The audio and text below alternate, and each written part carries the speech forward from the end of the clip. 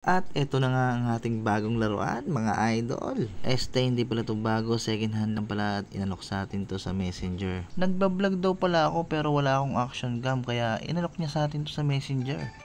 Maraming salamat pala Sir Arevalo sa sobrang ganda ng deal at napakaraming freebies. May free battery, 3 casing, lens, at kung ano-ano pa. Sobrang smooth niya nga palang gamitin mga idol at napakalinaw sobra. So ayan, tinesting na nga natin ngayong gabi lang, pauwi kami ni Mrs. At kabubusisi ko nga may na-discovery ako nakakaibang function sa kanya mga idol. Screen switch.